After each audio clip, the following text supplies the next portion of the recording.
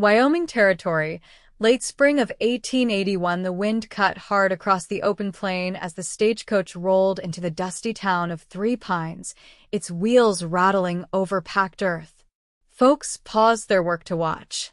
No one visited Three Pines unless they had reason, and no woman stepped off a coach in lace gloves and a faded blue traveling dress unless something had gone terribly wrong or just begun.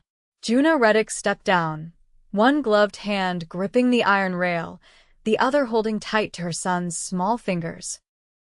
The boy Thomas, age 7, clung close to her side, his knees dusty from the long ride and his hazel eyes wide with the kind of worry no child should carry. The station master nodded at her cautious greeting but said nothing else. The townsfolk nearby watched in silence, their gazes drifting from the boy's too thin frame to the suitcase Juna carried, worn at the corners. No one offered help. No one smiled. It was not what she expected, not after months of letters, promises, and a proposal scratched in ink from a man she had never met.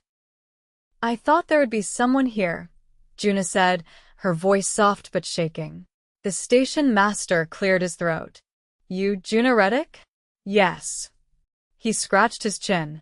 "Then I reckon you was supposed to marry Levi Haas. That right?"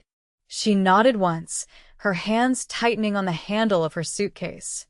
"Levi got himself trampled last week. Broke his neck." The man shifted his weight.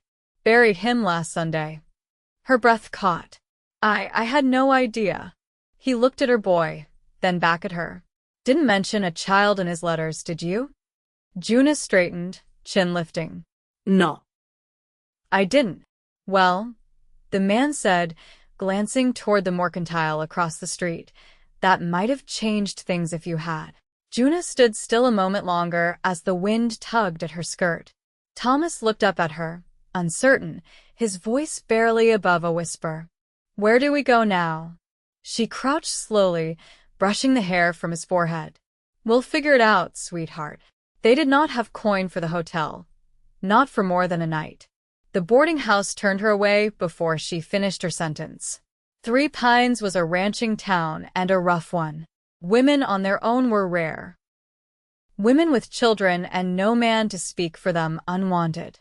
By the time the sun dipped low, she and Thomas were seated on the edge of the wooden walkway outside the post office, their suitcase beside them, her back straight despite the ache in it. She did not cry. She would not. A horse's hooves echoed down the street, slow and steady. A lone rider came into view, a tall man in a worn, dark duster, his hat pulled low. He dismounted outside the saloon without looking toward her, tying his horse with deliberate hands.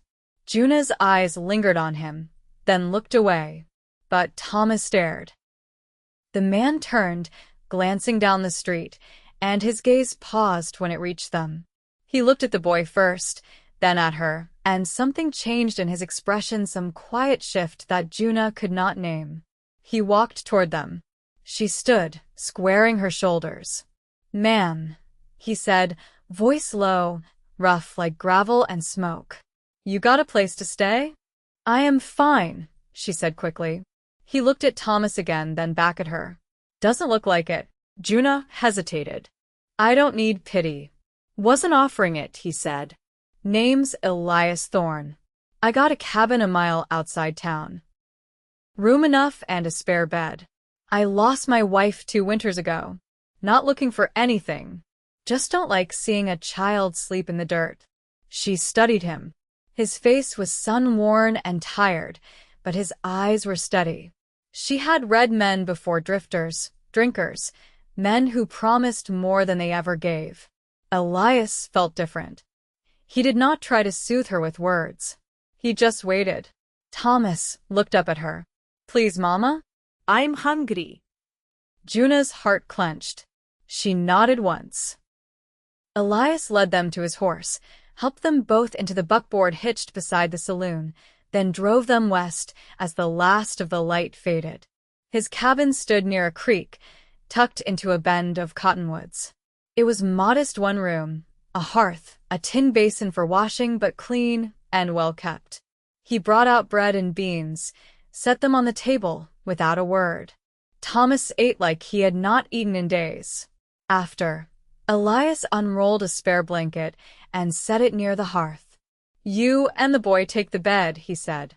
"I'll sleep here." Juna opened her mouth to argue, but he was already turning away. That night, as Thomas slept curled beside her, Juna stared at the ceiling, listening to the wind through the trees. There was no safety in kindness, not out here. But something about Elias's quiet presence settled her in a way she had not expected. The next morning, Elias had already fetched water and chopped wood. He handed her a cup of coffee without a word. "You do not know me," she said. "No," he said. "But I know what it is to lose something. And I know what it is to be alone." She looked at him, then really looked. There was grief in his eyes, old and heavy. And something else. Something gentle.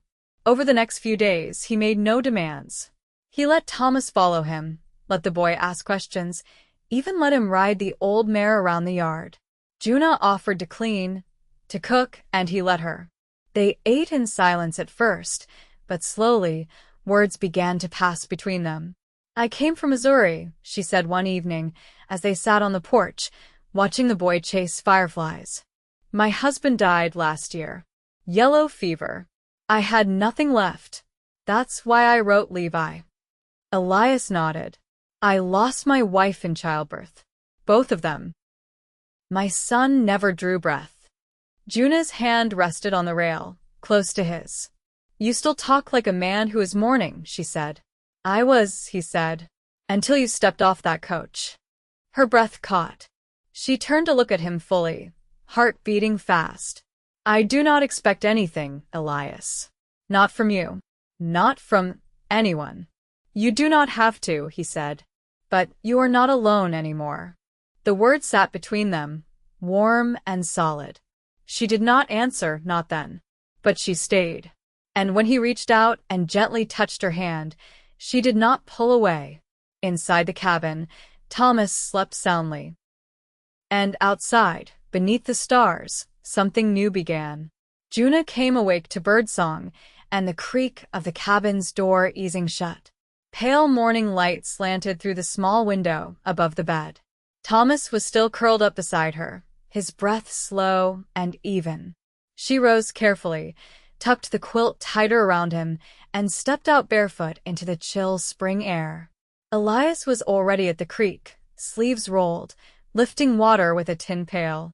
His movements were quiet and deliberate, the kind of quiet that didn't ask to be noticed.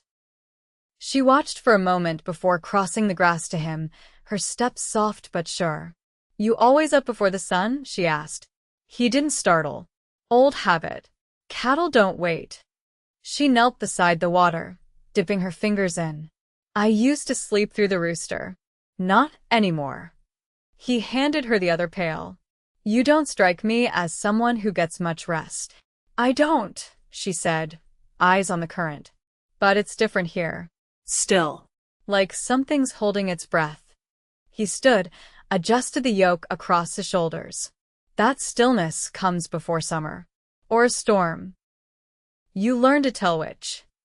They walked back to the cabin together, the grass damp beneath their boots. She cooked while he split fence slats behind the barn. By midday, Thomas wandered out with a wooden spoon and a slice of cornbread, and Elias crouched to show him how to wedge a board clean without splitting the grain. "You always this patient?" Juna asked from the doorway, wiping her hands on her apron. Elias didn't look up. "Only with someone who listens." Thomas grinned and held the spoon like a chisel. "I'm helping." "You are," Elias said, voice even. "That board's twice as clean with you watching." Later, Juna hung damp laundry between two poles behind the cabin, her sleeves rolled to the elbow. Across the yard, Elias wrestled a stubborn fence post from hard-packed earth. She watched the way he braced his legs, the strength in his grip, the steadiness that came from years of working alone. There was no flourish to his labor, just quiet determination. "You always live alone out here?" she asked when he paused to rest.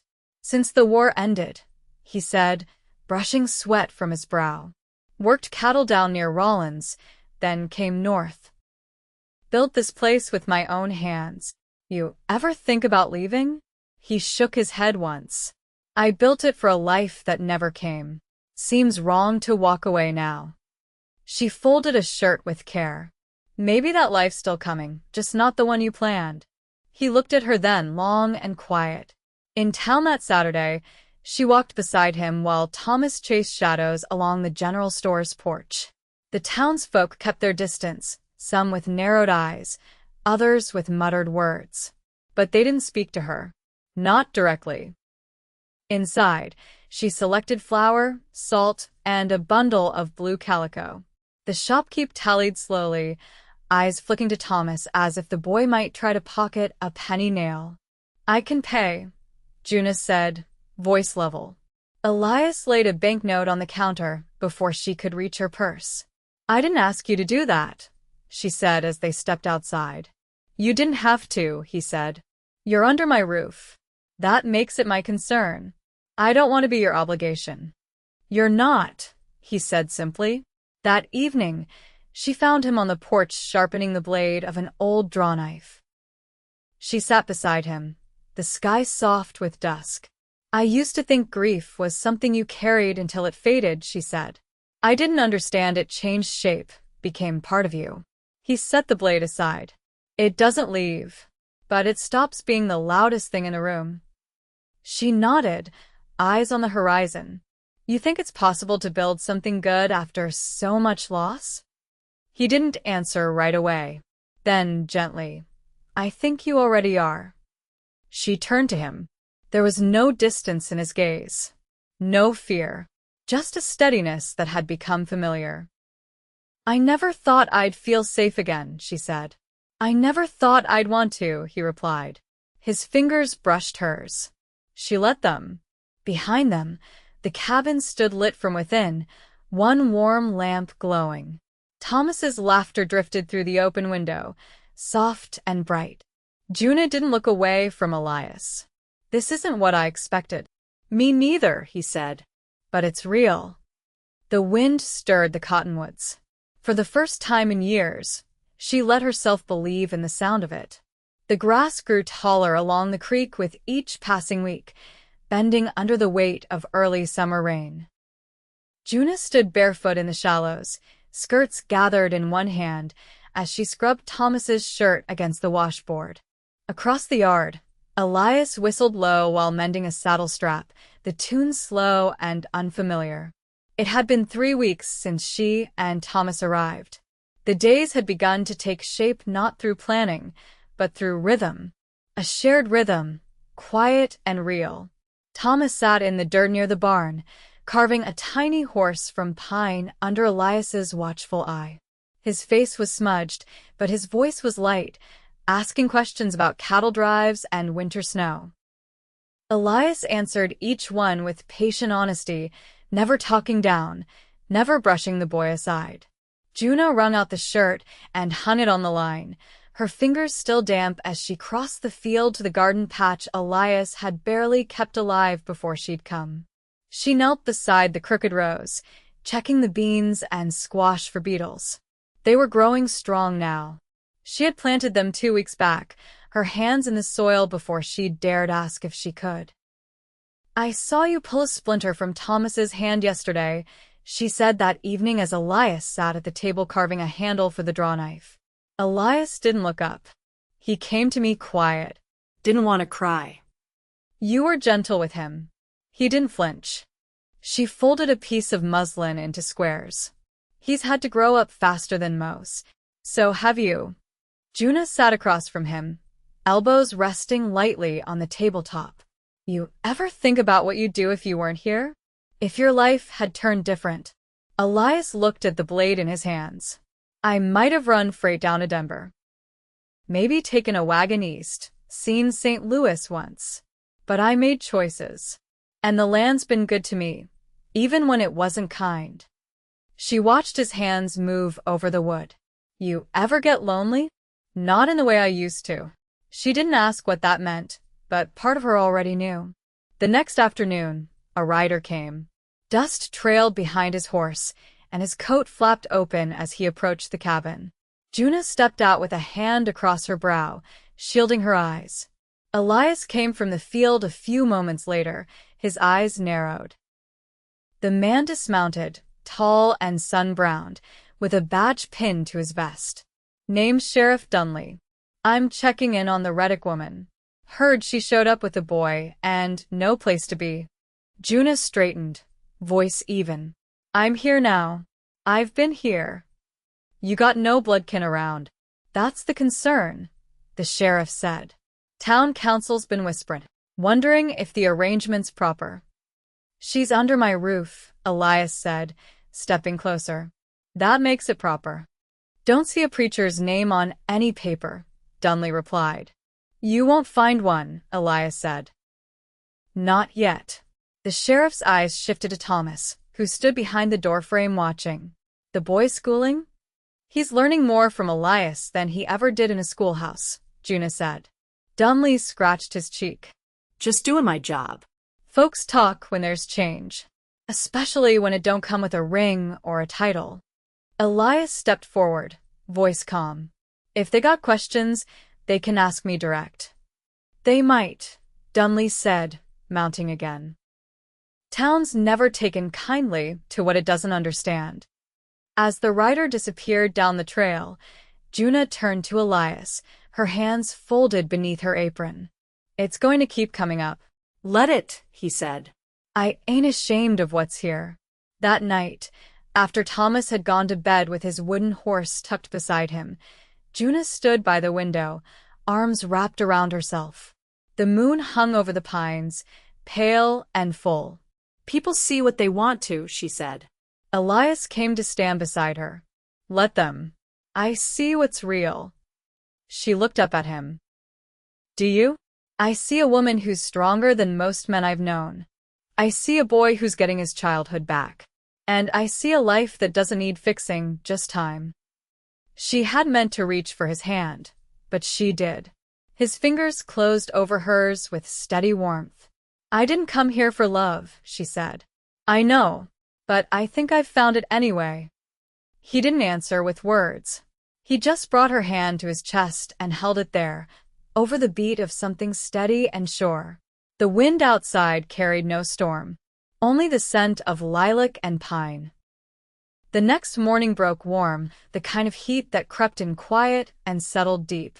Juna stood at the end of the garden rows, a basket at her hip, her fingers brushing over the first signs of ripening tomatoes. The soil was dry, and the wind had gone still. She glanced toward the hills where the sky sat heavy, too pale for this early in the day. Elias stepped out from the barn, boots scuffed with hay dust, and met her at the fence line. "Storm's coming," he said. She nodded. "Animals feel it too. The chickens wouldn't leave the roost. I'll bring the mare in early. She hates thunder." Juna leaned against the fence post, the weight of the basket shifting against her side. "When the storms came back in Missouri, I used to sit with Thomas under the stairs. He'd count between the lightning and thunder." "Did he like the noise?" "He hated not knowing where it would strike." Elias reached over and took the basket gently from her, their arms brushing. "He's steadier now." "He trusts you," she said. Elias paused, then looked past her toward the creek. "I've been thinking on something." She waited, brushing a curl behind her ear. "I've got land I haven't touched," he went on, "down past the cottonwoods. Level enough for a second cabin. Could build it come fall. Or sooner." Juna's breath caught. "Why would you do that?" He looked back at her then. "Because I want you to stay on your own feet. Not out of mercy. Not because of what folks whisper. But because this place is quieter with you in it." Her voice was low. "I don't want to live beside you, Elias. I want to live with you." He took that in without blinking, and for a long moment, the silence between them held something weightier than words. "You sure?" he asked. "I've never been more." The thunder rolled in the distance, faint but firm. The air shifted, and the first gust of wind carried the scent of dust and cottonwood sap. Elias turned toward the barn. Help me with the tool shed doors? They worked side by side in the wind, latching shutters and pulling in the drying lines. Thomas helped where he could, dragging a feed sack across the yard with stubborn determination. By the time the rain began, cool and sudden, they were tucked inside, the fire stoked and the shutters drawn. That night, thunder cracked over the hills, and the rain beat hard on the roof.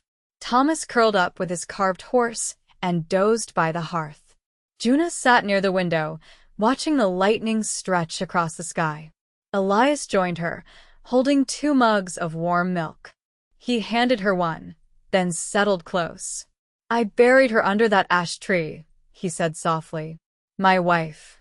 I didn't have the heart to mark it with stone. Just let the grass grow over. Juna looked over at him. You ever go there? Only once each spring. Never wanted to let that kind of grief become a habit. She nodded, fingers wrapped around the mug. I didn't bring anything of my husband's. Not even a picture. I thought keeping Thomas was enough. It is. They sat in the hush of the storm, the wind pushing against the walls, the fire crackling low. I don't expect a wedding dress or words you can't say, she said. But I'd like to be your wife, Elias. And I'd like Thomas to have your name. He didn't flinch. Then I'll ride to town tomorrow. Speak to the preacher. Quiet ceremony. Just us and the boy. She reached for his hand beneath the blanket. That's all I ever wanted. The storm passed by morning, leaving behind the smell of wet earth and pine needles. The clouds thinned to streaks, and the sun returned slow but sure. Juna stood on the porch brushing out her hair, and Thomas ran barefoot in the puddles, his laughter rising into the clean air. Elias came around from the barn, saddlebag slung over his shoulder, and paused at the steps. I'll be back by sundown, he said. Think we ought to marry before the next rain. Juna smiled, soft and certain. We'll be waiting. As he rode out, the sky opened wider, and behind her, the cabin stood with its door ajar, warm and full. Elias returned just as the sky softened to amber, the dust of the trail clinging to his coat. He dismounted without hurry, handing the reins to Thomas, who stood waiting barefoot in the grass with a steady grip that hadn't been there weeks before. Juna stepped out onto the porch, her hair braided down her back, the same braid she'd worn the day she buried her first husband. Her hands were clean, her face quiet. Elias climbed the steps and met her eyes. Preacher'll come at first light. Said he didn't need a crowd, just our word. She stepped closer, her voice low. We'll give him that. They stood together as the last of the light faded behind the cottonwoods. Elias didn't touch her. Not yet, but the space between them had changed. There was no uncertainty left in it.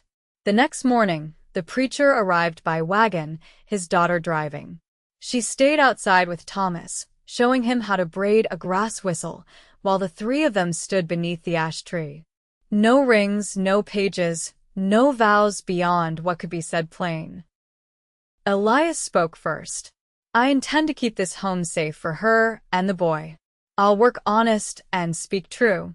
And I'll stay, so long as breath's in me. Juna met his eyes. I'll carry this life with you. I'll raise what we plant, and I'll hold to your name as mine. The preacher lifted his hand, nodded once, and said what needed saying. When it was done, Elias took Juna's hand, not with ceremony, but with quiet certainty, as if he'd been waiting to do it his whole life. After the preacher left, Thomas came running. Do we live here for always now? Elias crouched to his level. You do. Thomas looked to Juna, then back to Elias. Can I call you Pa? Elias drew in a breath, not quick, not startled. Only if you want to. I do, Thomas said, and hugged him hard around the middle. That night, the 3 of them sat on the porch. No guests. No celebración. Just the sound of the creek and the wind through the grass. Juna rested her head against Elias's shoulder. He shifted slightly to fit the curve of her, and they watched the stars blink into place. "I was thinking," she said after a while, "we might plant more corn next spring. If the winter allows." He turned his head just enough to press his lips against her temple. "We'll make room." Later, she folded quilts at the foot of the bed while Elias banked the hearth. The cabin felt full now, not just with warmth, but with a kind of belonging that didn't need speaking. When he joined her, she touched his sleeve. "There's something I need to say," she whispered. He waited. "I'm not afraid anymore. Not of losing, not of staying." He reached for her hand and brought it to his chest. "You're home now. And I'll never give you reason to doubt it." They lay down together under the same quilt Thomas had once curled beneath alone, and for the first time since Missouri, her sleep was easy. By summer's end, the garden bore strong, and Elias added a room to the cabin with Thomas handing him nails one by one. Juna stitched new curtains from the blue calico she'd once bought with borrowed coin.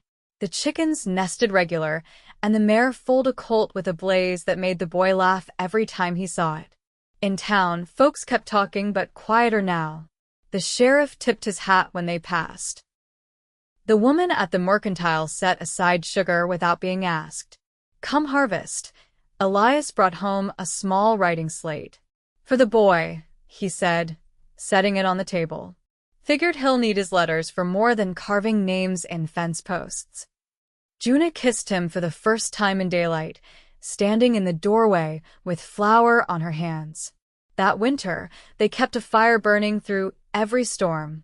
When the wind howled, Thomas climbed into their bed without asking, and neither of them sent him away. Elias told stories in a voice lower than thunder, and Juna stitched by lamplight, her fingers steady.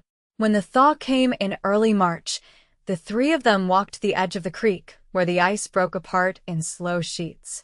Juna leaned into Elias, Thomas between them with his hand in each of theirs. They didn't speak of what had been lost. They didn't need to. It lived behind them, like shadow behind flame reel, but no longer reaching. They had come through the long dark, and on the far side of it, they had found one another.